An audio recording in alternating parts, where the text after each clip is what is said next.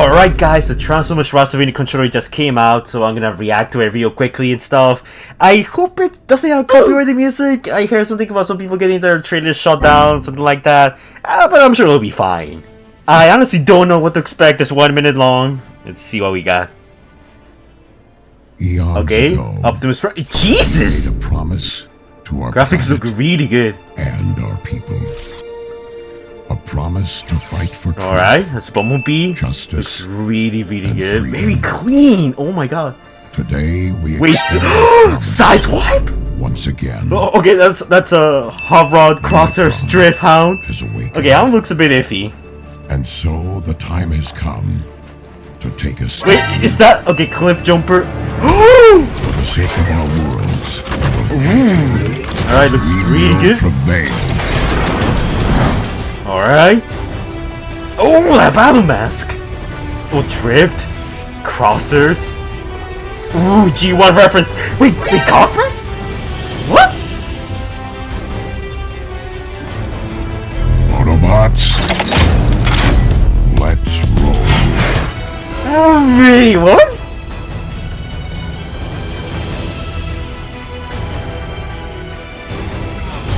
I have been completely flabbergasted. Cogman!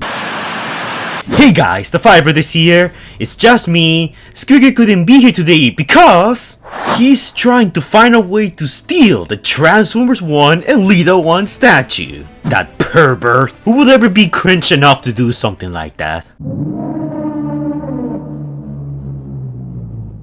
But anyways, these are the jokes. And oh boy, we have the Transformers Rise of Unicron trailer. It just came out. In case you guys don't know, and I'm gonna do a quick refresher for all of you, Rise of Unicron is a fan-made project that is a sequel to The Last Night, but it ignores the events of Bumblebee and Rise of the Beast, which are set in their own universe. So long story short, Hasbro says they have no interest in finishing up the base storyline or any of that jazz. And to be honest, I don't really blame them, because the way The Last Night story left everything, it's like, where do we even go from here?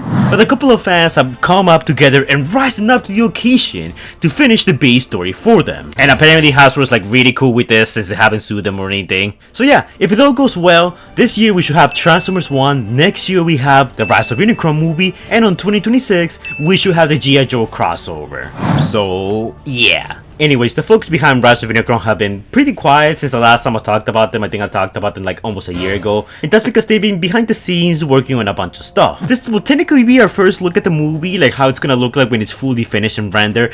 I know they've released a trailer all the way back on the Super Bowl, I think last year. And the reason why they did that is because they wanted to, you know, kind of showcase some of the stuff they were cooking behind the scenes. Now that trailer, in all honesty, was actually pretty good. It did have some problems even there. Some of the CGI wasn't fully finished. But what we're seeing on this trailer is more akin as to how the movie's gonna look like. And speaking of which, so here we have our main full Autobot roster, like the one that's gonna be the focus of the movie.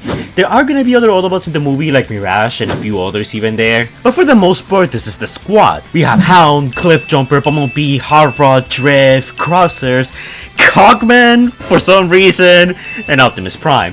Now, as you guys can see, they have all been completely redesigned here. Some changes are more drastic than others, but for a fan project, this honestly looks really spot on, looks really good. Optimus Prime has a slightly new altered look. This is how he's gonna look like. Again, they didn't change much from his TOK look, except, you know, give him a slightly new altered color scheme and fix his setup a bit more.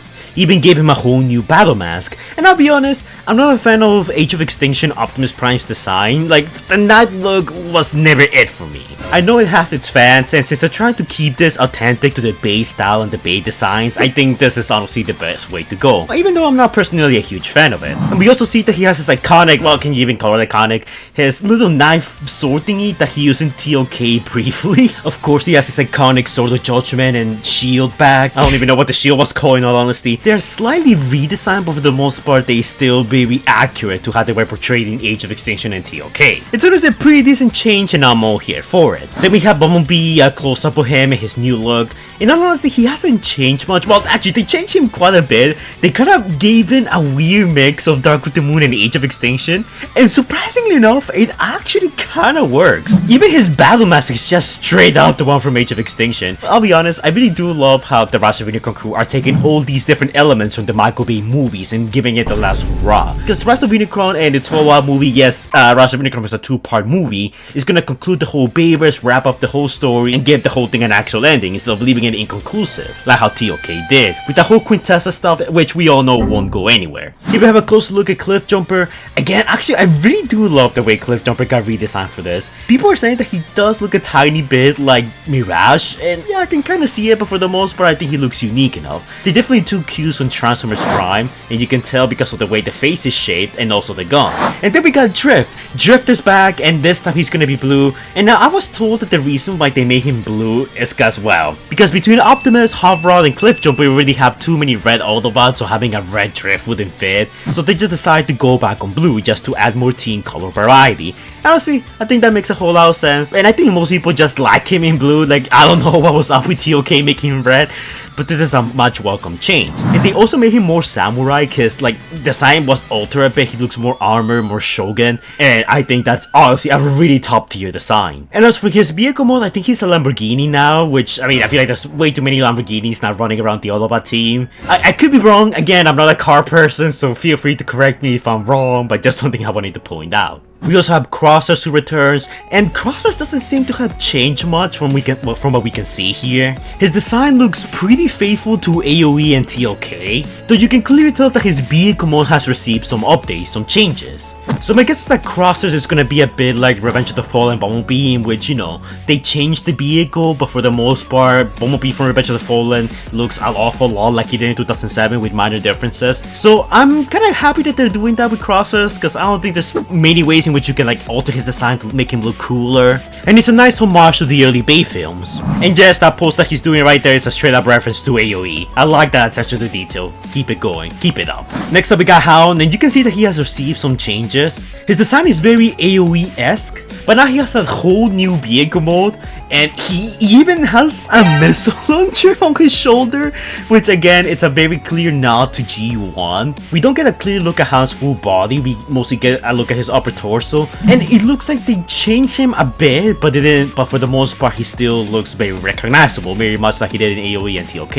And this is honestly a change I kinda like, because I didn't like how drastically they redesigned Optimus from AOE to Dark of the Moon. So I'm glad that for the most part, most characters are still remaining somewhat attached to the way they look like by the end of the Bayverse.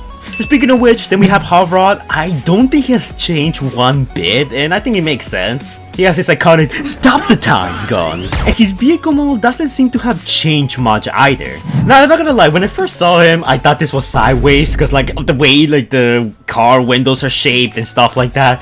I legit thought this was sideways. Like, I was so bamboozled and I saw the face and I'm like, wait, Cogman? Like, you guys saw my reaction? I was kinda hoping for Sideswipe, but then again, it kinda does make sense he's not here because he's dead.